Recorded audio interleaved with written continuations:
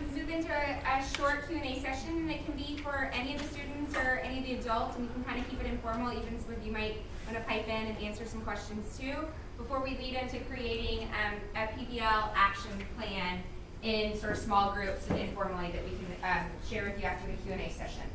So love to hear some questions. Students or adults, we can start here. Yeah, were the projects that you were doing seem to be only after school, or is this part of the integrated curriculum as well? No, that'll actually take place during school, and it's up to the student whether they're going to do it after school or not, which, I mean, you should. It takes place pretty much. It depends really on the level. It does. PBL level 1s are usually done like in class. Maybe they'll take up to a week or so, but not really. PBL level 2 will maybe take a month to like maybe 3 months, but PBL level 3 will be taking place throughout the entire year. So it really gives that student a sense of the time they have to work with the project, and it helps them also with their time management skills at that point. Because you get other projects, you got homework and essays. They have to be able to multitask what they can do then, what they can do now. So the leveled approach is something Harmony created. It's not in the literature. But part of it is curriculum integrated, interdisciplinary, and part of it is outside of school. So there's both combination. Thank you. Yes. Yes, one of the high school students mentioned that they had their PBL and they had to make a social studies connection and ELA connection. On the PBLs, is it just content specific, but then they can have a PBL in another class, or is it where it's all integrated? So for the PBLs, we had to choose between doing a math PBL and a science PBL. But with either of them, we still had to do an ELA connection and a social studies connection. And as you work up, like the students that have writing grants, they're the ones that excel in all of the English and social studies classes. As Taylor is a perfect example of. So those are the students who deal with the ELA and all those things, and they get to the point where they love it. Remember I talked about the passion. So if you can find those students who are passionate about those areas, and you can get them to work on the project, it's like you have a company. I basically have a company, and I go and I just kind of tell the students, okay, this is what needs to be done today. You guys figure it out. So then you have they divided themselves into subgroups. They meet, they're like a little democracy, and they take care of everything. So everything is integrated, basically, is what I mean to say. Yeah, in the back. Hey, I'm representing elementary school. I'm from Henry County, Georgia. We're doing a full public school redesign to personalized learning and PBL, and we're having a lot of problems with parent buy-in in the elementary age because they live in fear of, well, my kid still has to take the ACT and the SAT, and they have to have GPAs and stuff like that. Can any of you speak, especially the one who said it's been in Harmony since 3rd grade, can you speak to what it looks like in the lower grades where it's not so, here's your whole day, design this kind of thing? Yeah. So I mean, yeah. When you're an elementary kid, you have those lower levels. You're still developing a lot of skills to use later on. But I think it's still great to have that project-based learning as a young person. They might struggle with it, but I mean, what child doesn't struggle when they're learning things back then? And at that age, is a great time to learn about these things because that's when their brains are much more fresh. It's much more easier for them to develop these skills once they work through it. And I can see the parents' concern, but honestly, it will pay off greatly in the end because the younger the kid gets these skills at their age, the better they'll be able to perfect it later on, the more they'll become natural at it, and the better they can be able to share this with other people and just like have it grow in the community. Also, if you want to get the parents more involved, just have them show up. PBL model, they only explain the high school component. I've been doing robotics since I was in 5th grade. So in middle school, I went to global competitions to go show off our robots. So I literally just had my mom come one day. I was like, Mom, do you want to know why I'm staying till 10 every day as an elementary student? Just come today. And she came and she saw our robot and she never came again. I just told her I'm at school. She's like, you do you. She would bring me food, clothes, a pillow if I needed it. So the parents will realize the value of your work if you can bring them to it and show it to them. So that's also kind of the idea behind the YouTube videos and stuff, is you have a way of showing, if you don't have that parent connection in education, you're lost already. Because all the work you're doing at school is being undone when they go home. Yeah, we're trying to blend social media stuff with things so they see it every day what they're doing. We work with, we did some work in Henry County at BIE and all across the country, and that's a big question.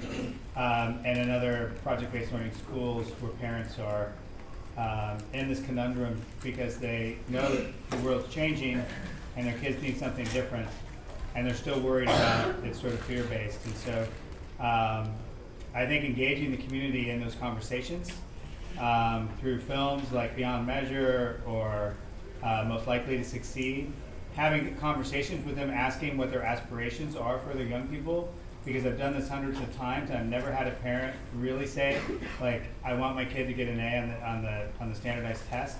Usually you hear things like, I want them to feel passion or be prepared, be curious, have success in life. And then we had a lot of requests to have some publication that could go to parents and other community members. So there's a flyer on the back, but we just came out with a very small booklet that is uses common language that talks about both the heart, really starts there with the reason, and then sort of the head and the economic reasons why we really need to engage students in this, so that you can order these in bulk. And but I'd really encourage, like in all the schools that are moving in this direction, to have the conversations with the parents early and often with the students. And then we have schools that have changed open house for elementary schools. It's exhibition night, and food trucks are there and all the families, and it's packed, and it's all about exhibitions. And I know they do that at Harmony as well. It really makes a huge difference in turning the tide once people see the kids' passion.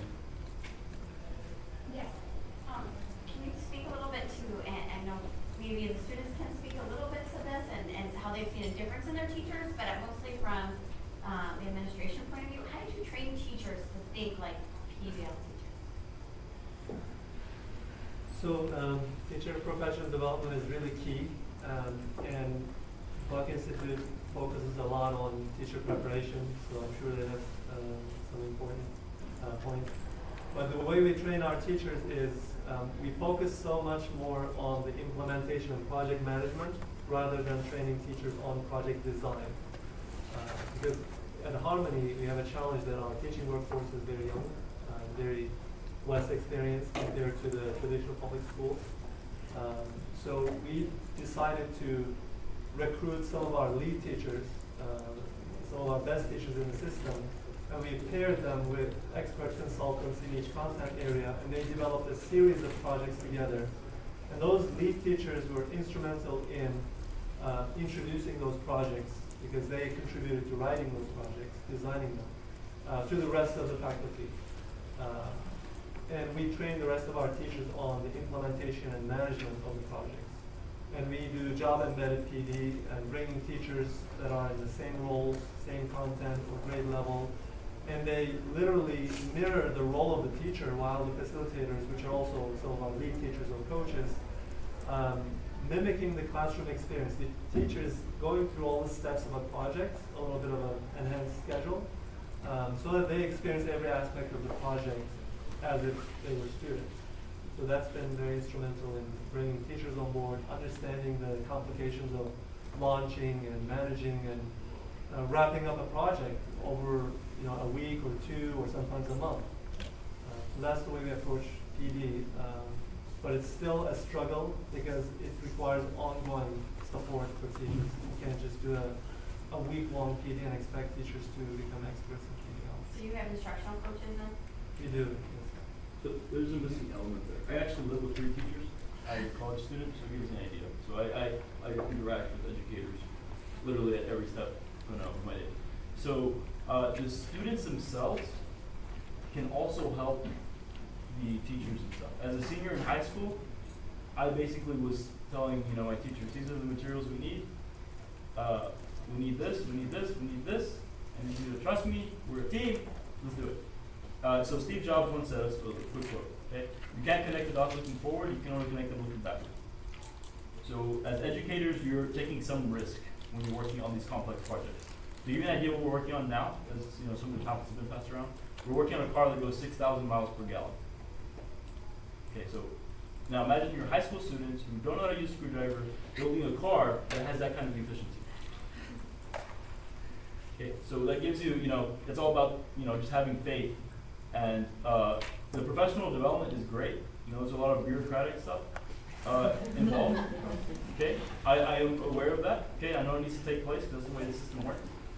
But you also need to have teachers who are very hardworking.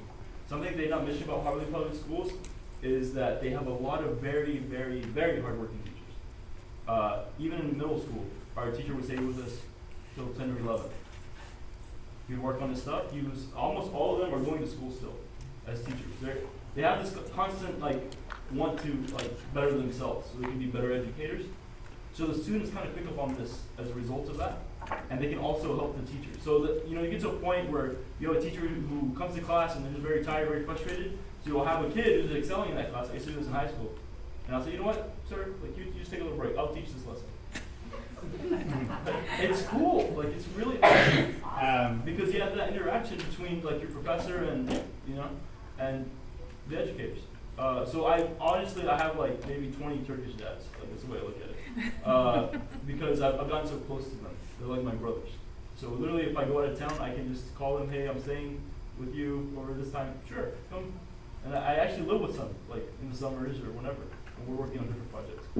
So he really highlights that there's a new book out by Paul Tuff in the New York Times called Helping Children Succeed. And the two components of sort of building growth mindset and agency and having passion is engagement, something that really engages you, that's challenging and you're passionate about, and relationships. And that relationship with the teachers and in a different role that really is demonstrating that students who have those experiences get great results and are more likely, like all of these students, to go to and be successful in college.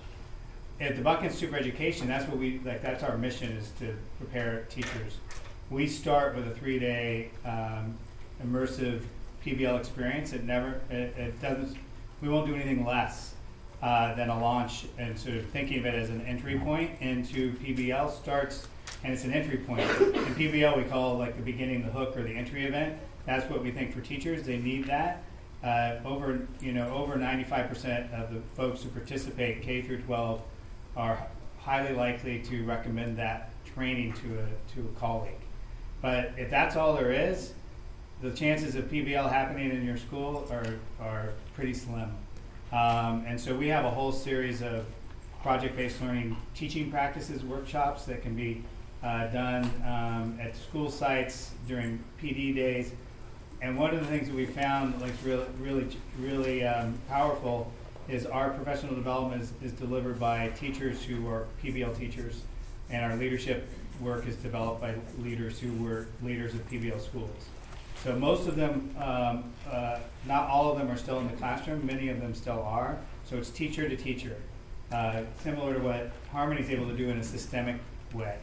And then we also work with districts and other school systems to work with the system leaders as well as the school leaders, because just preparing the capacity of teachers to have and be excited and have the tools to do PBL, but if the conditions and the structures and the culture in the schools are not changing, it's almost impossible for the teachers to do this work for the kids.